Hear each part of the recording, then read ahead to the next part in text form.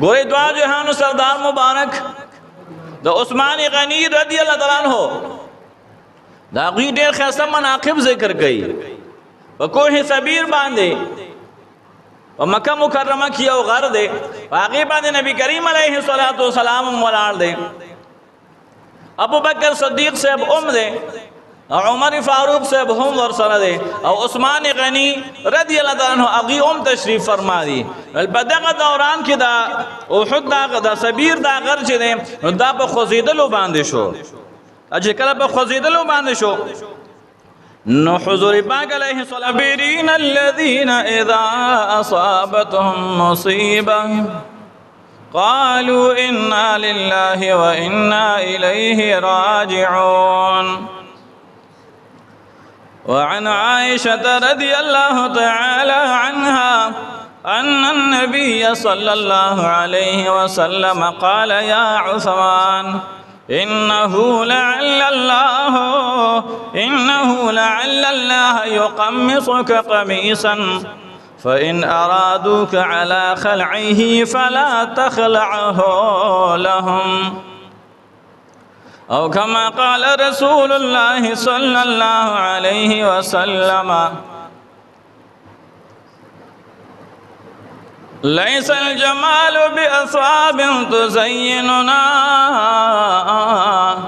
बलिल जमालिल इल्मी वल अदबी। मखलूक़ातुल बयोशान बराबर नादी उज़्म किदा आसमान बराबर नादी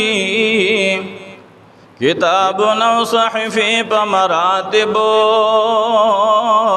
वाड़ हक दिदा कुरान बराबर नदी। आलिमान द ज़माने हम गिवाड़ा मरतब के द नुमान बराबर नदी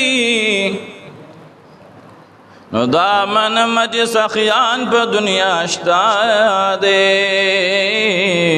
खुदा उस्मान बिन अफ़्फ़ान बराबर नदी दामन मज सखियान पर दुनिया दे खुदा उस्मान बिन अफ़्फ़ान बराबर नदी नंग्याली और तुरियाली मर्द मैदाना अली शेर यज़दान बराबर नदीम आदिलान द ज़माने हम गिवाड़ा द फारूक द यो फरमान बराबर नदी औलिया द तरीक़त दी ठोल गुलूना खुद बगदाद द कामिल ज़वान बराबर नदी औलिया द तरीक़त दी टोल गुलूना खुद बगदाद द कामिल ज़वान बराबर नदी शाइरान द ज़माने वाला फ़ाइक़ा द मलंग अब्दुर्रहमान बराबर नदी शाइरान द ज़माने वाला फ़ाइक़ा द मलंग अब्दुर्रहमान बराबर नदी। क़ाल अल्लाह तआला व तबारक फ़ी शान हबीबिही मुख़बिरन व आमिरा इन्नल्लाह व मलाइकतहु युसल्लूना अलन नबी या अय्युहल्लज़ीना आमनू सल्लु अलैहि व सल्लिमू तस्लीमा। अल्लाहुम्मा सल्लि अला सय्यिदिना व मौलाना मुहम्मद व बारिक व सल्लिम अलैहि। अल्लाहुम्मा सल्लि अला मुहम्मद व आलिहि व इत्रतिहि बिअददि कुल्लि मालूमिन लक। मौलाया सल्लि व सल्लिम दाइमन अबदा अला हबीबिका खैरिल खल्क़ि कुल्लिहिम हुवल हबीबुल्लज़ी तुरजा शफ़ाअतुहु लिकुल्लि हौलिन मिनल अहवालि मुक़तहिमी। अज़ीज़ान मोहतरम, 13 जुमा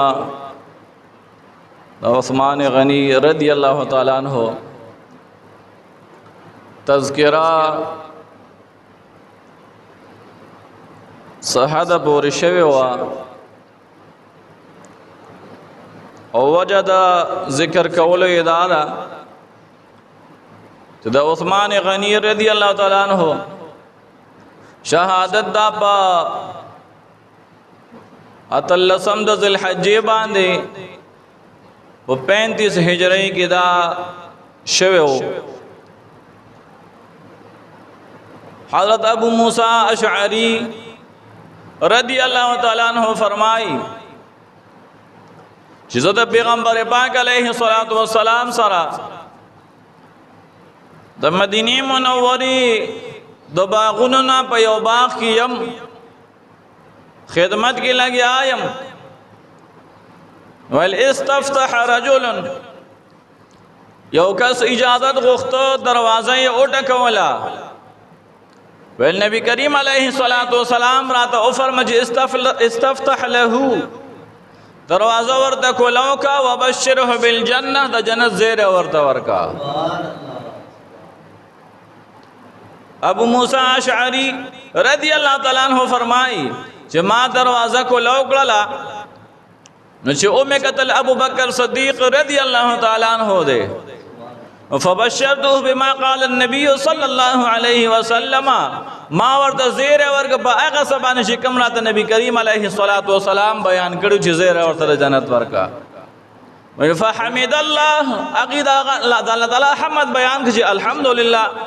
چې محبوب علیہ السلام دا سے فرمایلی دي ابو موسی اشعری رضی اللہ تعالی عنہ فرمایي چې بیا بل چاور اٹھکاو چاقی ور اٹھکاو ول حضور پاک علیہ الصلوۃ والسلام را تک شانت او فرمایل چې دروازه ورته کولاو کا وبشره بالجنه او دته په جنت باندې زیر ورکا ته جنت خوشخبری ورته سناو کا وی ما دروازه کولاو کړلا چې او می قتل نو فاذا هو عمر رضی اللہ تعالی عنہ عمر فاروق رضی اللہ تعالی عنہ دے وی ما ورتا د حضور علیہ السلام هغه بشارت ذکر ک هغه زیره مو ورته ذکر ک چې کوم راته نبی علیہ السلام فرمایلو دا غینه پس بیا دروازه اٹکیدلا ابو موسی اشعری رضی اللہ تعالی عنہ فرمائے وی نبی کریم علیہ الصلوۃ والسلام راته او فرمایل چې افتح له بابا وبشره بالجنه دروازه ورته کولاو کا د جنت زیر ورته ورکا علا بلوا تصيبه په هغه مصیبتونو باندې چې هغه کم دتا رسیدون کی دي چې کم مصائب او کم مشکلات تکالیف د تراتون کی داغي زیر ورته ورکا ابو موسی اشعری رضی اللہ عنہ فرمائی چې ما دروازه کولاو کړل چې کله مې دروازه کولاو کړل نو په دغه دوران کې چې ګورم عثمان غنی رضی اللہ تعالی عنہ ده نو علما عقیده پیغمبر پاک علیہ الصلوۃ والسلام هغه قول واورو د جنت زیره مې ورته ورک وی فحمد الله اغم د الله حمد بیان کړي الحمدلله او وی فرمایي الله المستعان د الله تعالی نه په دې مشکلاتو کې به امداد غواړو چې الله تعالی راته آسان کړي ګوره حضور علیہ السلام ورته د جنت زیره ورکي او د عثمان غنی صاحب متعلق فرمایي چې هغه مصیبتونو د هغه تکالیف چې عثمان صاحب ته کم راتلون کې دي هغه ورته چې کوم خبرداري ورته ورکا عائشہ بی بی رضی اللہ تعالی عنہ فرمائی کہ نبی کریم علیہ الصلوۃ والسلام عثمان سے تو فرمایا یا عثمان لعل اللہ ایقمصک قمیصا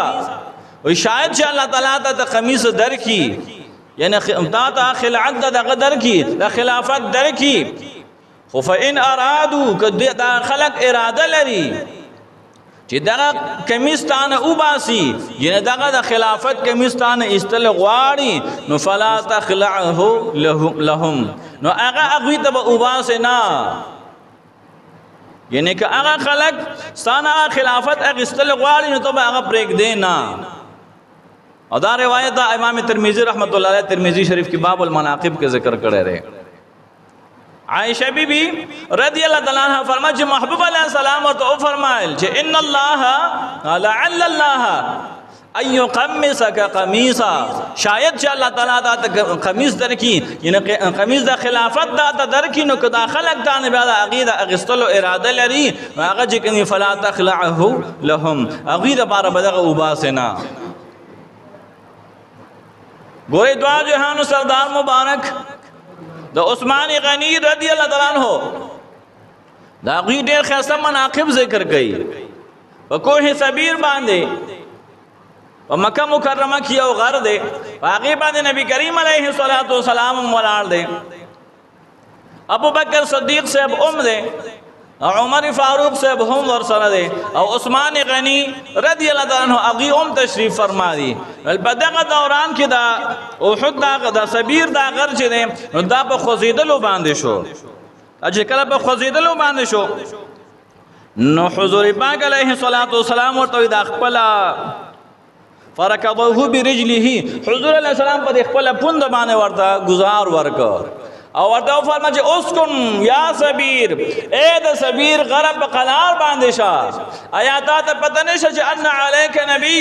چې پتا باندې نبی علیہ السلام ولال دي وصدیق او صدیق ساده باندې ولال دي وشهیدان او دو در باندې شهدا ولال دي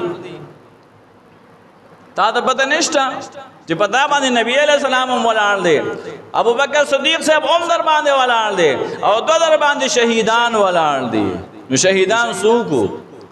عمر فاروق رضی اللہ تعالیٰ عنہ او عثمان غنی رضی اللہ تعالیٰ عنہ اغوی ولان دی اوس دغه صحابه کرام دی اغوی ته پته ولګی دلا چې سوک ولان دی د چا متعلق حضور علیہ السلام د شهادت ذکر فرمایي او دا غي بیا د خپل ځان لپاره فخر هم غني چې او محبوب علی السلام زمون متعلق دا سے فرمایلی دي دا شک شوبه نه کوي چې پیغمبر پاک علیه الصلاۃ والسلام خو اوس او فرمایل او دا به واقعیا کیږي کلام آیا رښتیا به وي کنه به وي نه صحابه کرام ته پته وا چې او محبوب علیه السلام څه فرمایي و ما ينطق عن الهوى ان هو الا وحي يوحى محبوب علیه السلام د خپل ځان نه خبرې نه کوي نه دا خو د رب کریم طرف نه وحی دا د رب کریم طرف نور علم دے دا علم په بنیاد باندې حضور علیہ السلام زمون متعلق د ذکر کړي دا عثمان غنی رضی الله تعالی عنہ چې کله هغه خلافت ملو شو دا عمر فاروق رضی الله تعالی عنہ نه پس هغه د خلافت ملو شو نو سو کلونه خو خطیر شو بیا تقریبا شپږ کال تیر شو دا تاسو ته یاد وي چې ابو بکر صدیق رضی الله تعالی عنہ تقریبا 12 کال هغه خلافت تیر شوه دی 100 کال 12 کال خلافت دا د عمر فاروق سره عثمان غنی صاحب تیر شوه دی 2 کال او 15 میاشتې تقریبا دا د ابو بکر صدیق صاحب خلافت دی 10 کال د عمر فاروق صاحب خلافت دی او بیا 12 کال دا د عثمان غنی رضی الله عنه هغه خلافت دی او بیا باقی بنیم شپږ کال چې کم دی دغه علی شهر خدا صاحب خلافت تیر شوه دی عثمان غنی رضی اللہ عنہ داغی خلافت متعلق چکل اغوی تا حالات خرابیگی چکل اغوی تا حالات خرابیگی پا کم وقت کے خرابیگی پا اغا وقت کے خرابیگی چکل عبداللہ ابن ابی سرح دادا مصر گورنر مقرر کیگی دا مصر گورنر مقرر کیگی 2 کال پس دا مصر خلق رازی عثمان غنی رضی اللہ عنہ تا اغوی شکایت کی عثمان غنی صاحب تا دا عبداللہ ابن ابی سرح چې د کوم د مصر گورنر دی د مصر حاکم مقرر شوی دی د هغې خلاف شکایت باندې راځي عثمان غنی صاحب د مدینې منورې نه هغې ته واپسۍ کې پیغام لیږي د انصاف کولو د حالاتو د سمولو د هغې دپاره ورته خط لیکي چې کله هغې ته خط میلاو شو نو کومو کسانو چې شکایت راوړی تاریخ الخلفاء ذکر کئی چې عبداللہ ابن ابی سرح اگه کسان چې کوم شکایت کړو نو هغه په سهیله باندې قتل کړل وی وجل بیا د هغه ځای 200 کسان د مصر نه عثمان غنی رضی الله تعالی عنہ ترالل او هغه شکایت ورته درج کو علی شهر خدا سے و نور صحابہ کرامو عثمان غنی رضی الله تعالی عنہ تا مشوره ورکلا چې دغه صاحب چې کوم دی دغه د خپل عہدې نه معزول کوي ختم کوي عثمان غنی رضی اللہ تعالیٰ عنہ محمد ابن ابی بکر اغیت خلافت اولی کسان ور سرکل او اغی روان شو چې سزا پورې ورسېدل په دغه دوران کې ادي قافله لا روانه ده یو صاحب دی هغه په خپل اوخه باندې یا په اس باندې ډېر په تیزۍ سره روان دی اجه کلا محمد بن ابو بکر اغي اثار کل تپوس ته کوي هغه یو باندې بل باندې چې کله استفسار کیږي او معلومات کیږي نو دا هغه سره یو خط دی په مشکیزه کې او چې مشکیزه ده په هغه کې ور سره یو خط دی او هغه خط لیکل شوی د عثمان غنی صاحب طرف نه دی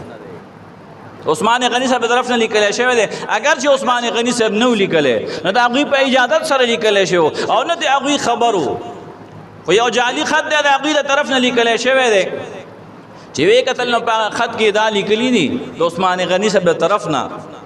دا لیکلی دي چې دا محمد بن ابو بکر چې دوی کله درشي او د دوی سره د ملګری کله درشي نو دغه خلق چې کوم دي دا په سهيله باندې ټول مړکا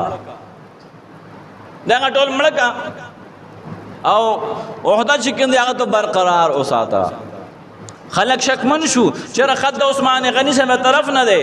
مهر په اغوی لګیدلې دی او خد اغوی د طرف د اغوی او خدا او دغه شان چې کوم غلام دی نه غلام هم د عثمان غنی صاحب دی خلق شک پرې وتل دا هغه نه واپس راځي چې کله واپس یې کرال نو خلق د عثمان غنی رضی الله عنه کور محاصره وکړه چې دا څنګه حالات دي چې یو طرف ته موږ ته داسې وویلې شو گورنر مقرر شو حاکم مقرر شو او بل طرف ته د هغې د قتلولو لپاره وروستو چې کوم بیا خط ځي دا چې کله معلومات وشو نو عثمان غنی صاحب ته علي شیر خدا صاحب او حضرت سعد رضی الله عنه هغې رالل تذکره ورته وشوله عثمان غنی صاحب ورته وفرمایل په قسم سره چې نه ما دا خط لیکلی دی نه مې چاته ویلی دي او نه ترې نه خبر یم نه مې خط لیکلی دی نه مې چاته ویلی دي چې داسې خط ولیکئ او نه ترې نه خبر یم ورته ویل دا اوخه ستا ده او مهر ستا دی او دا نو دا بیا کړي چا دي چې معلومات کله وشو نو مروان خط لیکلو مروان خط لیکلو خلکو مطالبه وکړه چې عثمان غنی صاحب اوس به دې موږ د حواله کوي دا موږ د حواله کوي عثمان غنی صاحب د هغې د حواله کولو نه انکار وکړو د څه وجې نه چې دا خلک به اوس د قتل کی قتل و غارت به جوړ شي دا صحابه کرامو په هر یو کار کې خپل خپل حکمت وي ښه هغې ته زموږ د خلکو ذهنونه چې کوم دي بعض ټایم کې نه رسیږي چې موږ دا ووایو چې راکه دا ولې ونه شو دا ولې ونه شو نه دا خو بعضې مقدرې خبرې وي په هغې باندې دا ډیسایډ شوي وي یا چې کله خلکو د هغوی د کور محاصره کوي خلک تاودي ډېر ورځو پورې او په دې کې صحابه کرام هم چې کوم په دفاع کې لګیا دي خبرو کې لګیا دي خو بعض ټایم کې حالات داسې شي هغه کنټرول نه بهر شي نو په دې اخیری شپو کې بیا یو درې کسان هغوی د عثمان غنی صاحب شهادت چې کوم دی هغه وکړه عثمان غنی صاحب پسې په بله طریقه باندې ور وړېدل او عثمان غنی صاحب شهید کو د هغې نه وړاندې عثمان غنی رضی الله عنه هغه د خلکو ته خطبه فرمایي حضرت ثمامه بن حزن ثمامه بن حزن القشيري دې فرمایي چې زه په دغه موقع باندې موجودم چې کله عثمان غنی رضی الله تعالی عنہ د خلکو ته راښکاره شو او ورته خبره وکړه چې انشدکم بالله والاسلام زه تاسو الله تعالی په ذات باندې قسم درکوم او د اسلام خاطر تاسو ته درکوم چې آیا زه هغه عثمان غنی صاحب نه یم چې کله حضور پاک علیه الصلاۃ والسلام مدینه منوره ته راغی مدینه منوره ته راغی او بیا حضور علیه السلام او فرمایل چې آیا څوک داسې شته چې هغه د مسلمانانو ډولچا برقه د برقې سره د نورو خلکو سره ملاو کی په بدله د جنت کې یعنی چې د مسلمان د پاره د اوبو انتظام وکړی شي په دغه وخت کې په مدینه منوره کې چې کله حضور علیه السلام مدینه منوره ته هجرت او فرمایا نو په هغه وخت کې خوږی اوبه نه وي صرف یو چې هغې ته بیر رومه اوس هم وایي اوس ورته بیر عثمان هم وایي د هغه کوهي اوبه خوږې وي او هغه کوهي چې کوم دی هغه ملکیت د یو یهودي و او هغه یهودي به داغي او په بیا باندې خرڅولې په هر چا باندې په بیا باندې خرڅولې صحابه کرام حضور پاک علیه الصلاۃ والسلام ترال حضور پاک علیه الصلاۃ والسلام اعلان فرمایا چې آیا څوک داسې شته چې د جنت په بدله کې د يهودینو چې کوي دا کوی واخلي چې جنت ورته ملو شي او دا کویت نه واخلي عثمان غنی رضی الله عنه لاړ او دا هغه يهودي سره په 12000 درهم باندې خبره وشوله او فیصله په دې باندې وشوله چې کوی به نیم وي نیم به داسې وي چې یو ورځ به د يهودي نمبر وي او بل ورځ به چې کیندا عثمان غنی صاحب نمبر وي په دې باندې فیصله وشوله يهودي په دې باندې خوشاله شو چې عثمان غنی صاحب خو مالدار ترين شخص دی د سره په شراکت باندې ما ته فائدہ ډیره زیاته ملو شي هغه عثمان غنی صاحب راغه حضور پاک علیه الصلاۃ والسلام ته افر وکړه محبوب علیه السلام د يهودي نه هغه بیر روما اگسته دی او په دې ترتیب سره حضور علیه السلام د بار مې کیندا وقف کو حضور علیه السلام اعلان فرمایي خلک دې اوپر چلی نو چې بیا کوم ورځ به د عثمان غنی صاحب وا نو یو ورځ به د عثمان غنی صاحب نمبر او په بل ورځ باندې به يهودي نمبر نو چې کله به د عثمان غنی رضی الله عنه نمبر نو په هغه ورځ باندې به فری اف کاست وب ملاوي دلې بلا قیمت مفتو کې به هر چاته وب ملاوي دلې نو بس هر چا به د خپل ضرورت وب اوړلې تر دې پورې چې مخالفین کفار عقیم چې کندي عقیم هم چلولې د عثمان غنی صاحب په نمبر باندې ځکه عثمان غنی رضی الله عنه چې کنده خو جنرالټي اف د حضرت عثمان رضی الله عنه چې کندي لکه یو ډیره مشهور دغه دا چې هغه څومره سخاوت والو نو ټول خلکو په هغه ورځ باندې او برابر کړل چې کله به سبا شو د يهودي نمبر راغې بس يهودي به سبا شو د يهودي به تبا شو دغه چې خلکو به او بناولې خلکو به او برابر کړی وي بیا عثمان غنی صاحب ته اخیره کې هغه يهودي مجبور کیږي بیا دوباره باندې بیا راځي عثمان غنی صاحب ته افر کوي او دا باقی اسم پتا سو باندې خرصوم نو هغه ایکسپلایټیشن نه کوي استحصال نه کوي چیرې ته اوس مجبور مې خرڅوا ځکه تعالی خو اسم څوک نه درځي عثمان غنی صاحب دې په 12000 درهم باندې هغه باقی حصہ واغسله او ټول پیغمبر پاک علیه الصلاۃ والسلام ته وړاندې کړل محبوب علیه السلام ټول قیامت نه واغست او هغه چې مسلمانانو لپاره وقف شو نو هغه کوی چې کله وقف کیږي حضرت عثمان غنی رضی الله عنه فرمایي او چې اے خلکو زه هغه عثمان صاحب نه يم چې بیر عثمان بیر روما هغه ما د يهودین اغستو نن هغه ورځ دا چې د هغه کوی نه تاسو ما ته چې کوم دی وبن راکوي ورته ویل زه هغه عثمان نیم انشدکم بالله والاسلام ستاسو الله تعالی روی پیش کوم د اسلام واسطه تاسو ته پیش کوم آیا زه هغه عثمان صاحب نه يم چې کله مسجد نبوي شریف دا په مسلمانانو باندې تنگ شو او حضور علیه السلام او فرمایل چې آیا داسې څوک شته چې هغه د جنت په بدله کې دا ځمکه واخلي او مسجد ته وقف کړي ویل زه پاسېدم او ما چې کوم دی هغه ځمکه واخیستله او مسجد ته مې وقف کړله ویل نن هغه مسجد دی چې تاسو پکې 2 رکعات لمونځ ته مانه پرېږدئ دا حضرت ثمامه بن حزن القشيري هغه دا خبره ذکر کړي او استلورم درېمه خبره ورته دا وکړه چې اے خلکو آیا زه هغه عثمان نه يم چې حضور پاک علیه الصلاۃ والسلام جيش العسرت د بارا د چندي اعلان فرمایي او ما چې د خپل مال نه چې کوم دی هغه امداد کړو هغه مخاوت چې بیا حضور پاک علیه الصلاۃ والسلام حضرت عبدالرحمن ابن خباب